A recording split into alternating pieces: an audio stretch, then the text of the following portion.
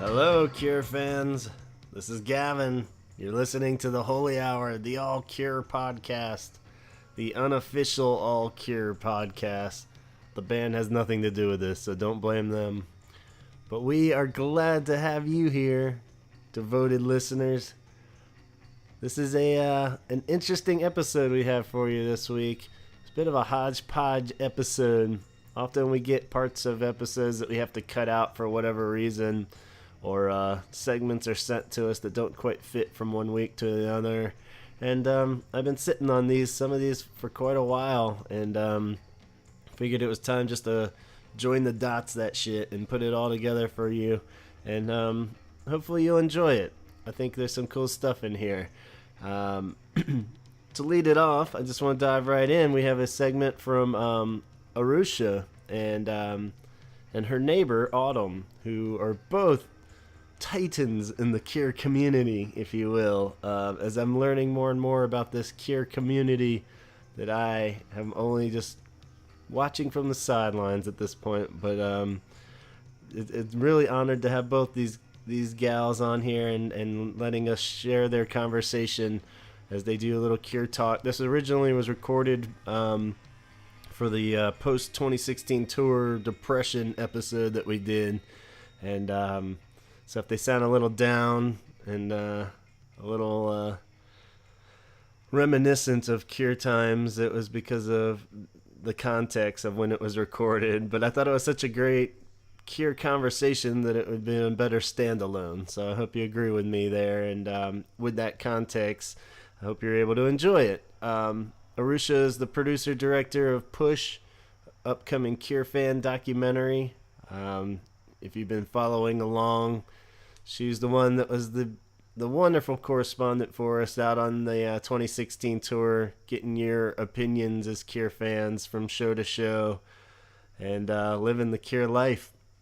So I'm not going to babble much longer. Let's dive in and see what these Cure pros have to say and what's on their mind. Autumn and Arusha on the Holy Hour.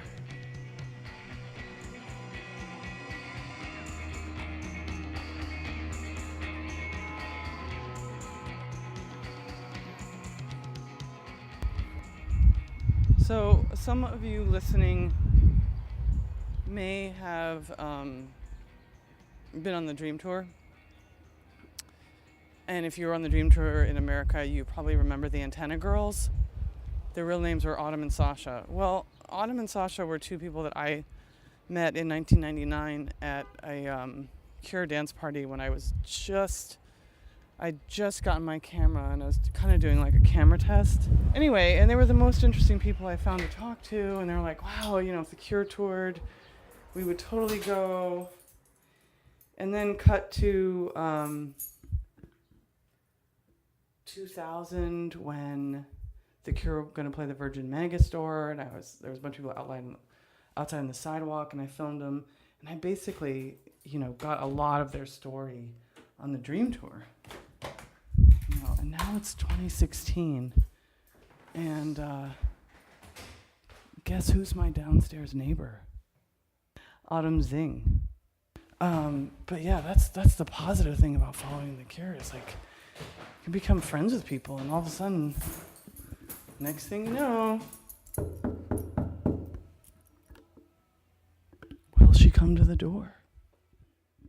I can rest assured, you guys, she's not wearing her antennas anymore. Those have been laid to rest.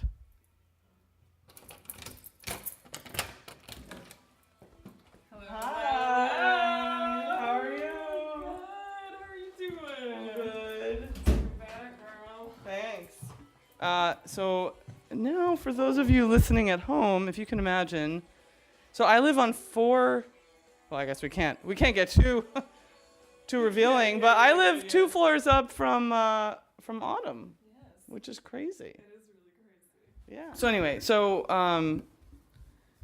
originally I was going to end my Cure tour at Madison Square Garden. Mm-hmm. But then I was like, what am I doing? Because it's New York, and New York is always... Yeah, no, you especially Madison Square Garden. Is that like an ideal place to see the Cure? Yeah. So I went off and did Baltimore, Charlotte, and Atlanta with Jennifer and Megan, which I'm really glad I did because it was just a more personal. The venues were big, but it was a more personal show, and people were poo-pooing the North Carolina set because it was a big pop set. Huh? Like how poppy was it? It was really poppy.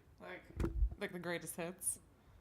Yeah, I mean the greatest hits, including like the Hanging Garden. Like it was more like the singles. Was it more like the second night in New York, or they were just more?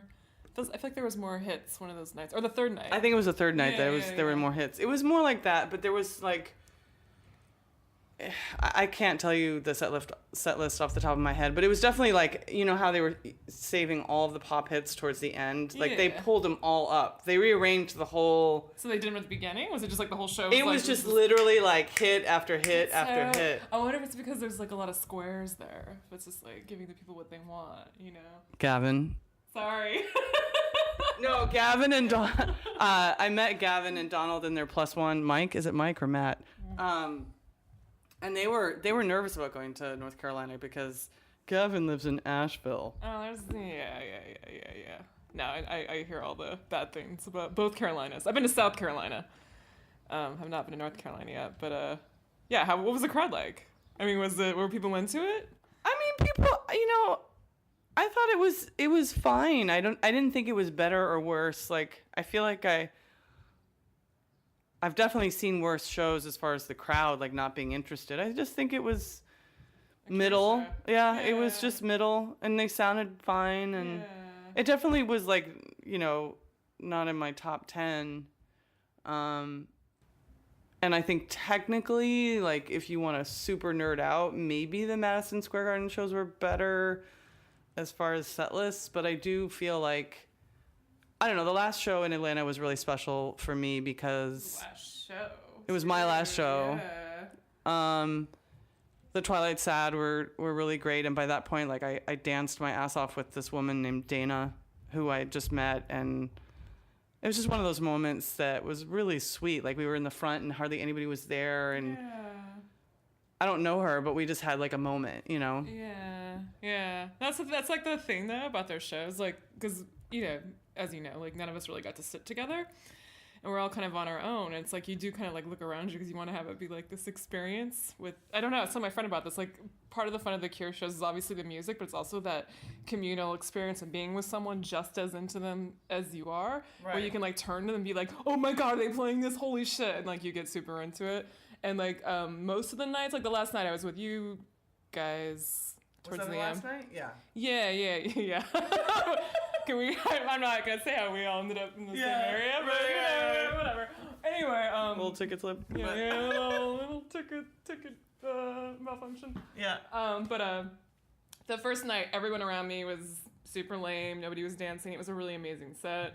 And then the second night, it was kind of a lot of squares too. But there was this girl next to me, and she was super into it and danced the whole night, and it made a world of difference. It felt like, oh right, like she's crying when I'm crying. We're both really, Like, there's just one person there that gets it. Like you do have that weird feeling that you had in high school.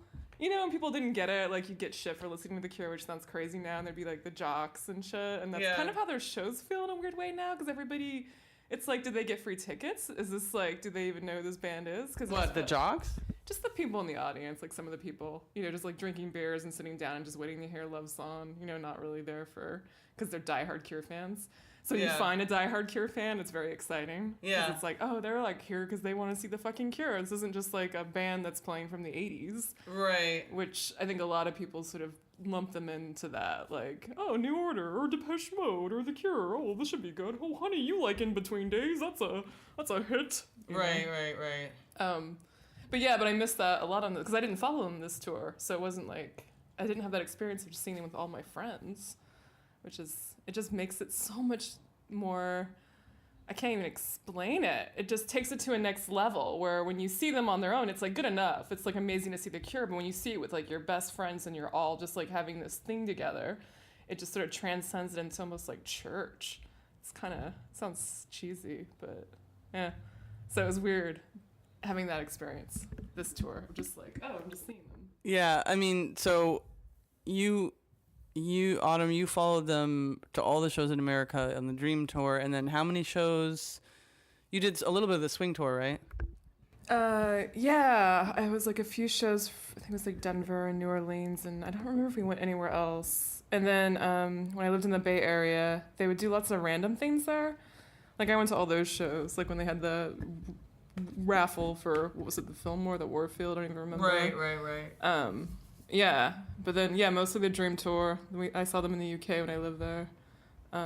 Yeah, but this was weird because like you followed them and like everybody was following them and I couldn't because I'm going on tour myself. Yeah. And it was strange just to see those 3 shows in New York, which is probably New York's probably the last place on earth that I would want to see 3 Cure shows. Which is funny because there was a lot of Europeans that like came over and they're like, I'm going to New York. Yeah, which makes sense. I mean, it's like New York's a really cool fucking city, but it's so not intimate.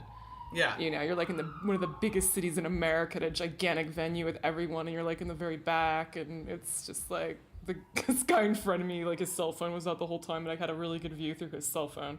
Oh God. It was like his cell phone had great seats. His cell phone had great seats. It did. Yeah. And that was weird. It was like, God, that's another thing that's different now, like all the cell phones. By the way, so again, for those that remember the Dream Tour, so Sasha, Autumn, and Chris were part of this gang of people that followed the Cure. There were lots of gangs of people, and the band happened to name a lot of us. Yes. God knows what they said when we weren't listening, but in front of us, they named them the Antenna Girls because they were wearing, Autumn and Sasha had these little glowing antennas, and so now the punchline is that Chris could not attend the Cure show because his band was on tour. Yeah. Sasha was lucky enough to go see her local show in San Francisco, but she's also prepping to go on tour with Autumn. Yeah, we're touring. Yeah. Which is, so, the Antenna Girls are still famous. That's what I'm saying? Totally. Maybe the Cure have forgotten about us, but that's their problem. They'll have to get to our shows, and they'll have to wear antennas so we can see them play. Right. Will you give them after show passes? Maybe just the B room. The beer room. I'll give him a Corona. Maybe put him on the list. Right. That was also kind of weird too, because last time we saw them, or not. I mean, I saw them after that, the Dream Tour, but not having those light up devices it's kind of. I mean, it's freeing because no one sees you, but then also it's kind of weird because there's, I don't know. That psychology, like the whole reason we wore those in the first place was our seats were so awful for all the shows in the Dream Tour, and we kind of wanted the band to see us, which is so stupid. Like, you're there to see the Cure are not there to see you. Right. But it worked. They saw us. Yeah. Which is funny. Yeah, it is really funny. Yeah, that was one of those plans where it actually fucking worked. And, but yeah, this time around, no, they didn't know I was there. Yeah. They Didn't didn't see you in the. How many people does Madison? Yeah. No, I was the one in black. Yeah, they didn't. They didn't catch me at all. So that was a bummer. But whatever. Next time. Well, at one point before the tour, we were talking about the fact that you hadn't seen him for like 10 years or something, right? It's been a while. Like I think 2004, maybe. I forget. It was a show in SF. Okay. Yeah. Well, you were saying that you were excited because you were going to go with a friend who had never seen them before. Oh, right. He was going to come here to see them because he'd never seen them before, but then they ended up going to Portland. Oh. So he saw them there instead, but it was really exciting because, I mean, he had the same situation where he was not by any of his friends. So it was like his first Cure show. It was great. He would like text me every single song they were playing really fast. And I would get so excited. It was like, oh my God, what? Oh my God. They did other voices. It was crazy. So. Oh, they did other voices in Portland. Yeah, oh. Yeah. But somebody just posted The Drowning Man, which I don't think I saw. I think maybe they only played in El Paso, or I'm an idiot and I forgot that I saw it. on the Dream Tour. Well, I know they played it on the Dream Tour, but this time. Yeah. Not a lot of stuff from Faith.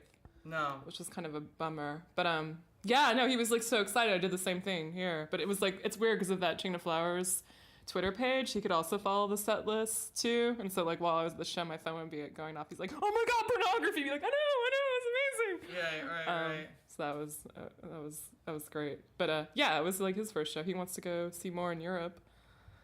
So maybe we just have to get him to New York. I know the Europe thing. It's such a different experience there. Well, yeah, like it's just looser, you know. Well, there were Europeans here that I interviewed that were like, I can't believe that people don't get into Play for Today. Yeah, Because it's such a thing there. Yeah, it's like I think there's a way more like audience participation, like where you kind of feel like you're a part of the show. Yeah. Where here it's very like audience performer. There's definitely a barrier. I think we have that barrier in place just because of just how harsh security is in America, especially now. Like shows are so different. You know, like even like entering Madison Square Garden, like the guys with the fucking semi-automatic weapons, and it's like I realize this is the world we're living in, and like that's not even terrorism. That's just because a bunch of nuts here can just have a gun and kill a bunch of people. Right. Yeah. So it's just different here. I just feel like it's a little bit loose, and people are just looser. Yeah. Yeah. The drinking age is what, 9 years old? Well, I think also, I mean, broadly speaking, Europeans are, their support of art is different. Yeah, for sure. You know. Because they support it. Right, because they support it. Like, if you were making a documentary, For example. in Switzerland, you usually get funded. Like, you get funding from the government. Yeah, don't bands like get like money for gear and shit? Like, isn't it just like it's like a whole other thing? I don't know. It makes me sad. Yeah, let's get out of here. So being that you only went to 3 tours, 3 shows, did you have any post? Yeah, I did actually. Like the last night, it felt really weird, but I don't know what I wanted. Like it's always like a weird thing. It's just like you do certain songs you wanted them to play, you know, and then like wondering like, are they gonna do that? Like, are they gonna play fucking Lament, like in Baltimore or something? You know, just like things like that where you don't want to know, but you do want to know. And then I just wasn't done, you know. I just wasn't ready for that to be it. Because the last show was great because that was closer, but it wasn't like my favorite Cure concert or my favorite set list. And that it kind of gets down to that. There's like a lot of songs I just want to hear. Yeah. And see. I can definitely do without the encore hits. Right. But I realize some people have never seen them before and they want to hear those songs. I just wish they would do like a tour for people that have seen them 5,000 times. Yeah, specifically.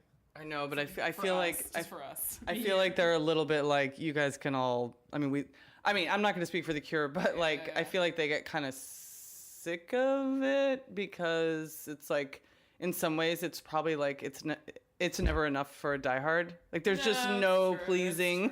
No, it's true. Like I want to hear. Why aren't you playing? Just One Kiss, and I want to hear 3, and I want you should play. You know. Yeah, I want to hear all of your records in chronological order. Yeah, Ian was saying that he's because he's totally an archivist and a lister. Yeah. So he's like, now I've heard almost the complete, Head on the Door album. Yeah, like that's how he thinks of things. Whereas like for me, it is those other songs, but it's such a component of like so many different experiences. Like the plus side of it is like I can't single out like one individual thing anymore. Like of course it's the concerts, but it is different when I'm by myself. Like I was by myself in Boise and I actually had a great time, but I had to like mentally go into it being like I am by myself and I'm gonna be by myself and totally this is gonna be like my concert. I'm not like I spent a lot of the time with my eyes closed and and then there was this ding dong next to me who I think he was trying to hit on me, but then when I told him that I'd been to over 100 shows, he just was like, he could not believe it and he couldn't let go.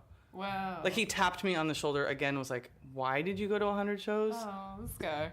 That's a way to your heart. Yeah, right? I'm like, And you're very happy together. Lose, buddy. What the?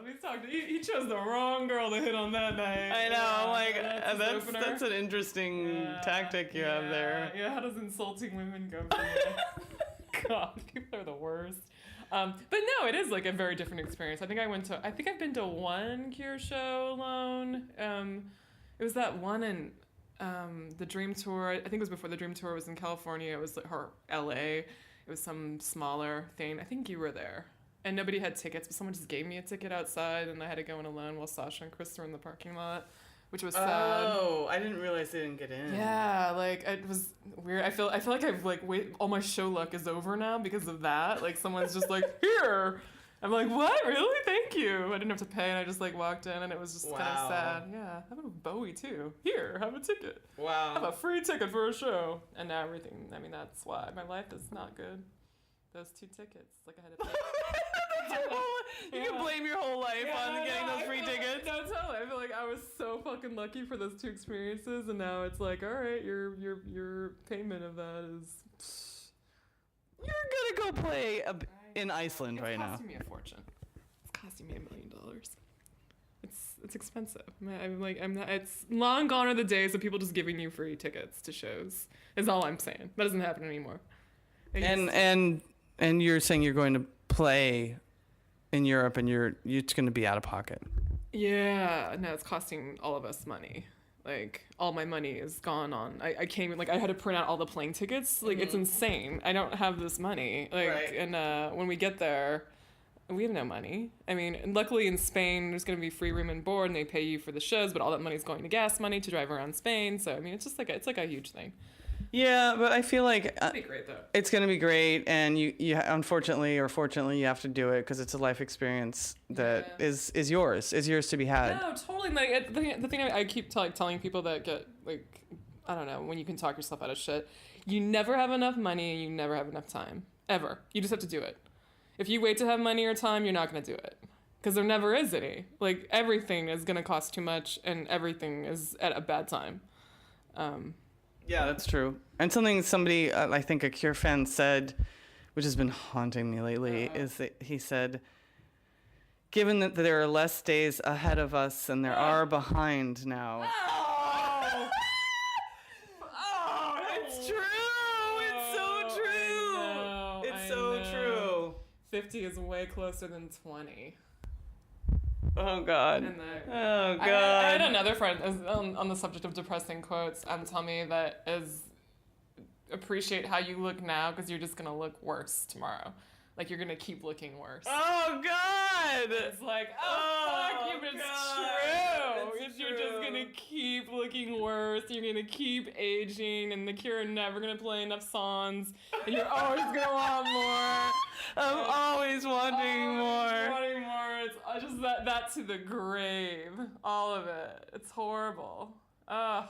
Did you, speaking of looks though, as somebody who defies age, did you see what Simon was wearing in Miami? Did you see that picture? What the fuck was he wearing? He was wearing a fucking Iron Maiden shirt, dude. Oh, I love him. When am I gonna start a metal band with him? I don't know, but you got to start now. I do. We'll both play the bass.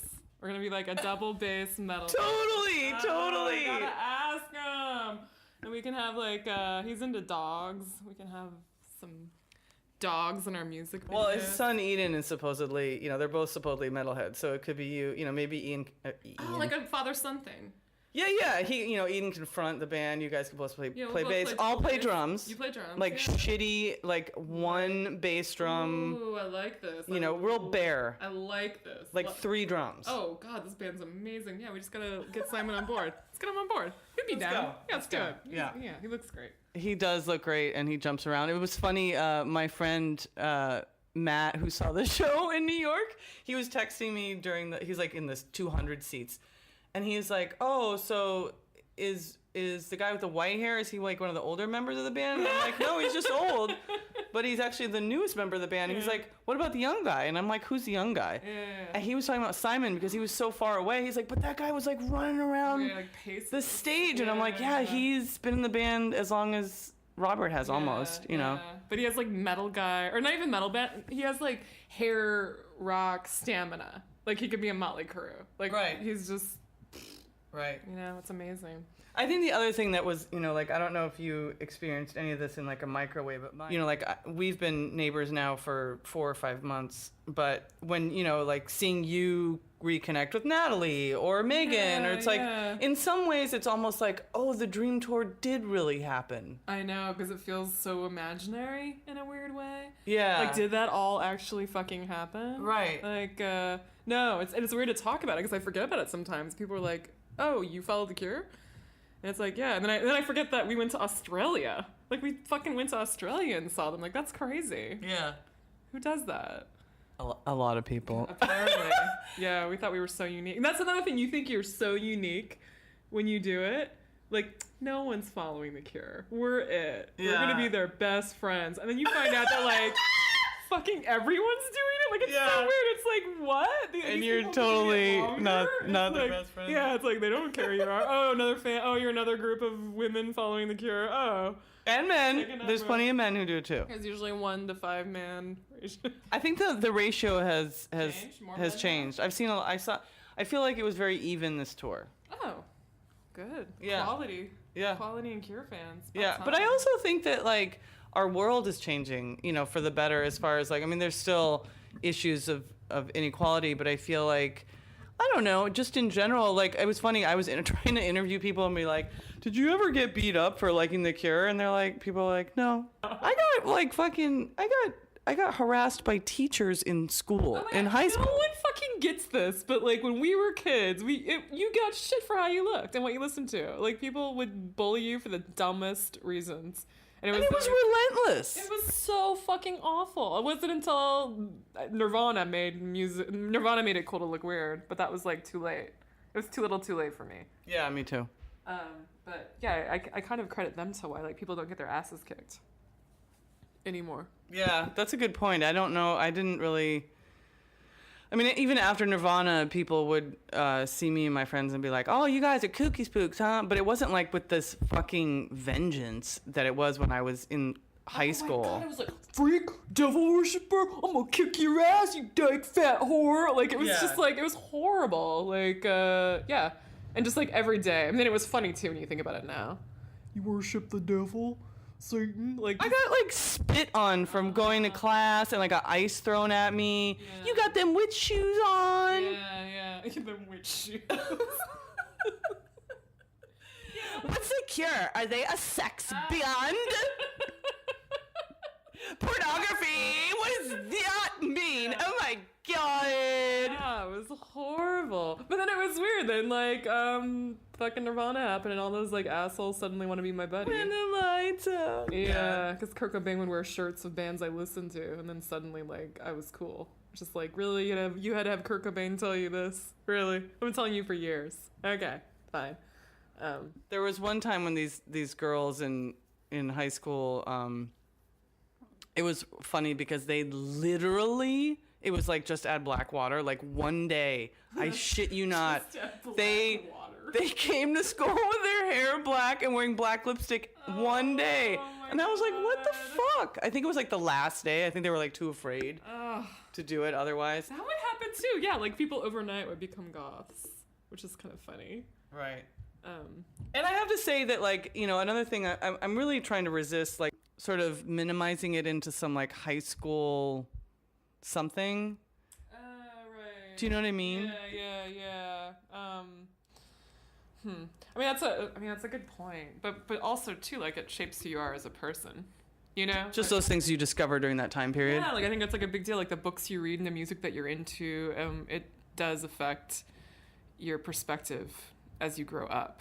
Like I feel like I'm sure. I mean, I have a joke about my love life's a disaster because I listen to The Cure because Robert Smith lyrically, I mean, when you're that age, you don't really quite get the lyrics. You kind of do, but not really, because a lot of it is those lyrics are very intense as an adult when you have those actual problems in your love relationships. But as a kid, it's just like, Robert Smith's so cute and he's my first crush and I just want to cuddle with him and hold his hand. And then you're like going through divorces and shit and you're listening to their albums and you're like, Robert Smith's a lousy boyfriend. Like, these lyrics, what is he doing? This is horrible. Like, he is, like, so hot and cold, and what is this? Is this an affair? Like, oh my God, this is insane. He's driving a woman crazy. And it's like, oh my God, did I, like, base all of my taste in men on these Robert Smith? Did you say swimming the same deep water as he was hard? Girl. Yeah, I say that at least every 3 years. But yeah, no, I think maybe I have bad taste. No, I don't want to say bad taste. No, you have fantastic taste. My taste in men is exceptional. It's as exceptional as my taste in Cure songs and music. That's all I'm saying. No, it's great. Yeah. But back to your point. Yeah, no, I think it does affect. I don't know. I mean, also too, it's like that's like when you're 15, that's a cool band to listen to. Really. There's so many shitty bands you can be into. The Cure kind of, it's an interesting band at least. No one sounds like them. Well, I think the other thing that was cool about this tour, which definitely was something that would happen if you saw them multiple times, is discovering, or for some, like investing in the Twilight Sad. Because so here I am over 40 and I had never heard this band before. And now I have a new band that I really like, and I actually appreciate them more because I saw them live, because I went back and listened to the records. Yeah. And I like them, but I know myself I would not have liked them as much had I not seen them live and seen how much, how good they sound just in and of themselves, you know, right. Independent of how the record was mixed or how forward James's vocals are, like some effect on the keyboards or something. And I got to see how much they actually put into their live shows. Yeah, he's a showman too. Yeah. Like they're like, they put on a show. Yeah. Which, I haven't heard their record yet. I only saw them those 3 times. I don't know. I guess I can only go back to the Pulp song "Help the Aged." It's like I'm entering that. Follow them too. I know. I mean, but I feel like I'm entering that world of like, what am I gonna do? Like, I'm still into rock and roll. I know. It wasn't a phase. No, it wasn't. It's not. Look at us, ladies. So instead of ladies who lunch, it'll be ladies who rock? No, yeah, no. Leap? I don't know. Ladies who bankruptcy? I don't.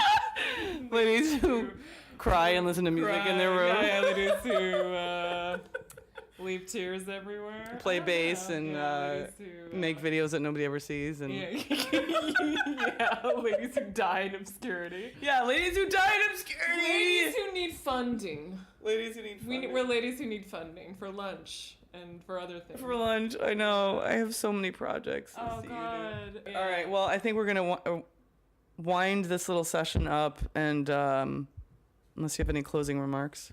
I can't wait to do it again. You can't wait to see The Cure again? Yeah. I want to do it again. I want to go to Europe again with all that imaginary money I don't have. Cool. I know, cool, isn't it? And I just want to do it again because I can't have that last show be my last show. Like, are you kidding me? I mean, it was great, but no. Autumn, it's never enough. It's never enough. Never enough. Oh, never enough. All right, thanks, Cure. Thanks, Cure people. Thanks, Gavin and team. Over and out. Bye.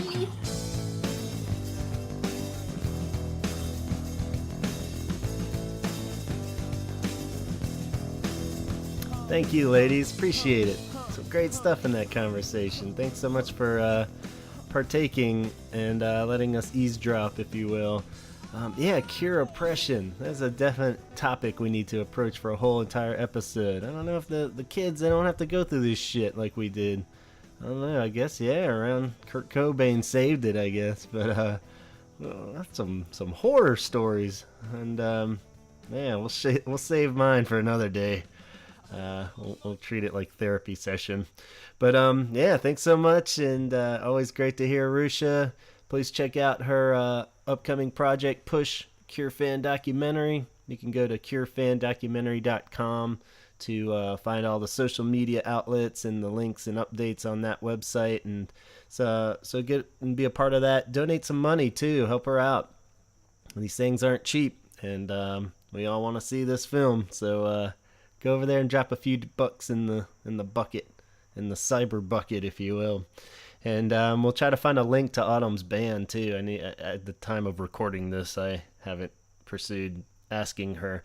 But we'll try to track that down, and if I'm successful, there'll be a link to her band that's touring, or maybe I've already toured at this point, and we'll put it in the Facebook page there in the thread. So hopefully that'll all work out. Coming up next, we have a segment from Bob.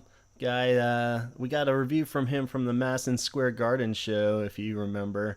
And Bob is a guy that I've crossed paths with a few times here in Asheville, and is currently living up in the D.C. area, I believe, and comes back quite often, but works up in D.C. and just an all-around great guy and great musical taste. Not sure if I prepped it the last time he had a segment, but I remember we played a few shows with his band and his solo stuff, and he's always had just great songwriting and great musician, but he would always have great taste in covers too. I remember seeing some cool covers that he would play and just knowing this guy's good taste in music and just an all-around swell fella too. So when I sent out the initial idea of the podcast, he was one of the first to reply back and send me a segment of just a quick introduction and his backstory to his origin story to The Cure. So a quick little segment here that I have been wanting to use forever. I meant to do an official Blood Flowers episode and maybe plug it in there, but it didn't quite fit. So here is Bob in his entirety giving us his scoop on backstory on The Cure. So take it away, Bob.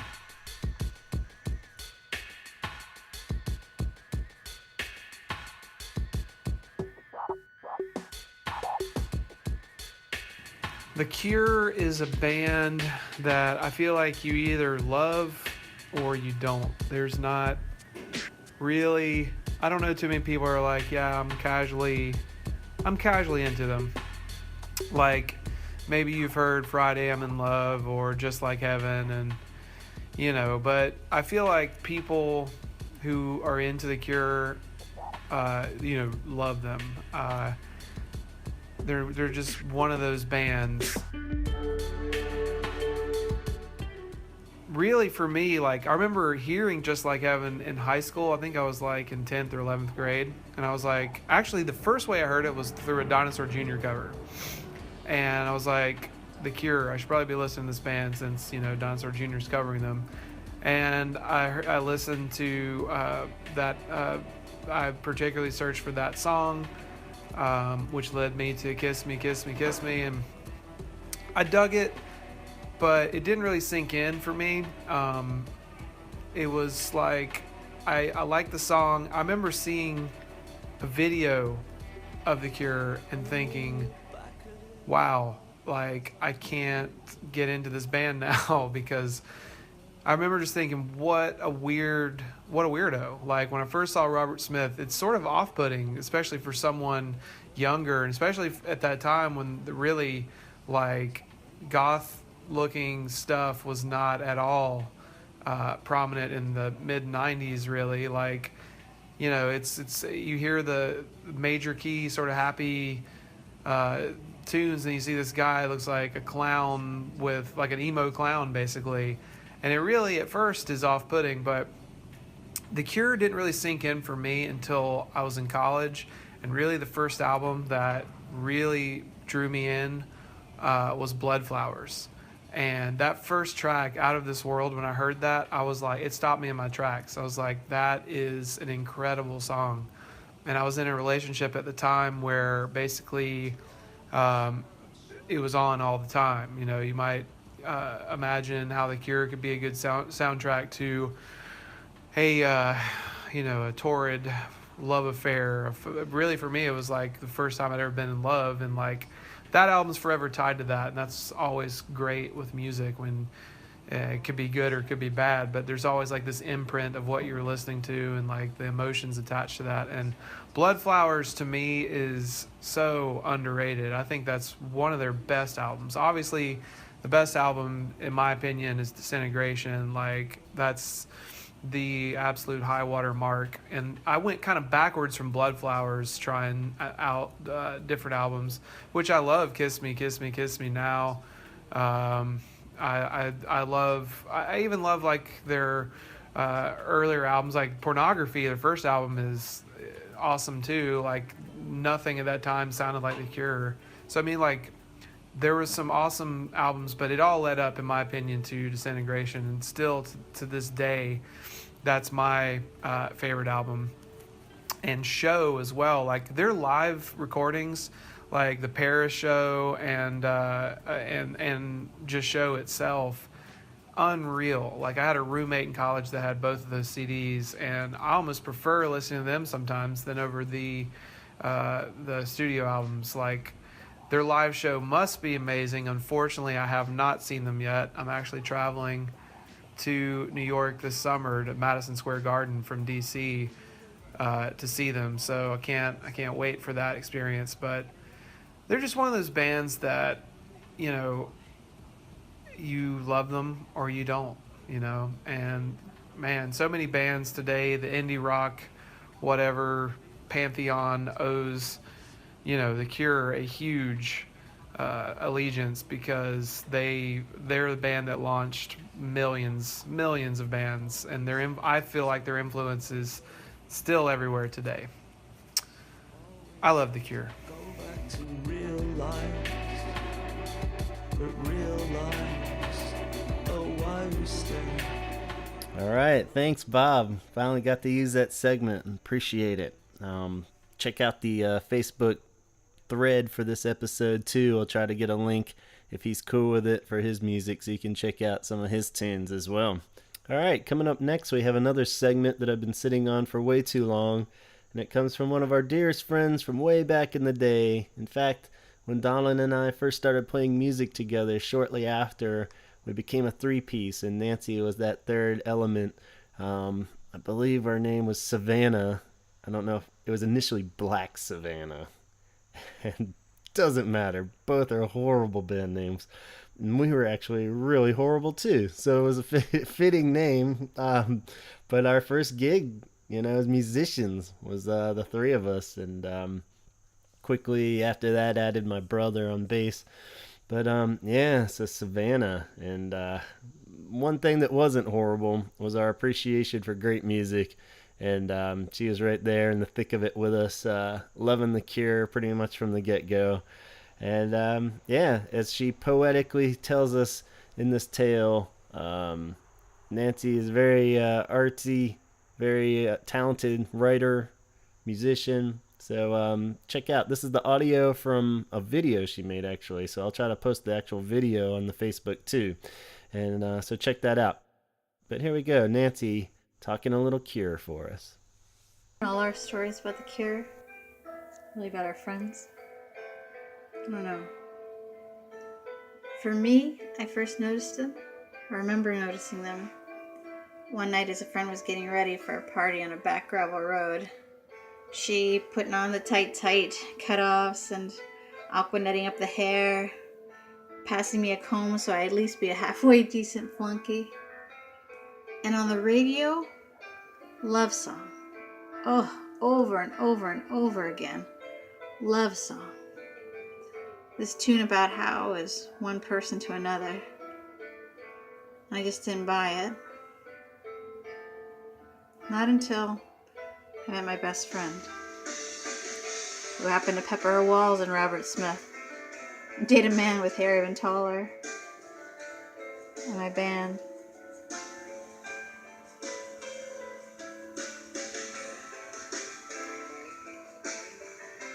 Even this shaman guitarist, or first keyboardist, who happened to have the magic tab for Love Song, the hook I still know best. Because while they all paired off one-on-one, I listened to every album. And I figured something out. I didn't have to stay away from those tunes because they were just about love. Because they weren't. They were about something else. Something piercing. And that something else was something we didn't want to talk about then. We sure as hell don't want to talk about it now. So we'll start the cover up. Talk about how that orchestration did it.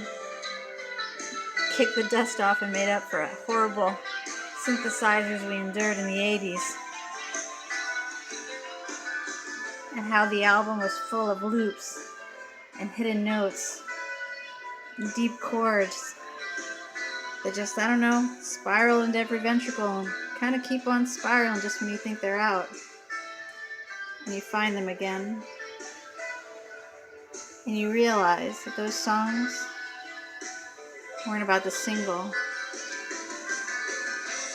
but about lack of home.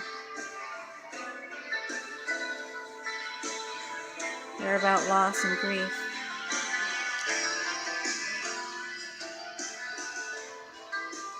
They're about family, how fleeting the self, even friendships could be. But most of all, even if that mattered at 12 and 13, For those of us with a particular amount of grief and a particular sensitive station, it did something else. Helped us start hearing the things in ourselves. Because beyond the lyric, we didn't need ourselves to be one-on-one. We needed the band.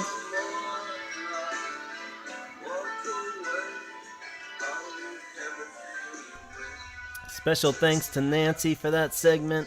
I'd like to thank Bob and Arusha and Autumn again. And the listeners. Thank you for listening to this Mix and Match episode. I hope you enjoyed it. Be sure to subscribe on iTunes to get the episodes as soon as they come out. Leave a comment, rank us over there too while you're at it. Then go on over to the Facebook page and like the Holy Hour Facebook page for this episode in particular. There's going to be lots of cool stuff in the thread. So go over and check that out. Instagram, theholyhourpodcast.com. And once again, don't forget to check out Arusha's upcoming documentaries website, Push Cure Fan Documentary. You can get all the social media links and donations over at curefandocumentary.com. curefandocumentary.com. Yes, so until next time, it's been a pleasure. Go put on your favorite Cure album or your least favorite Cure album and turn it up to 11. Talk hard.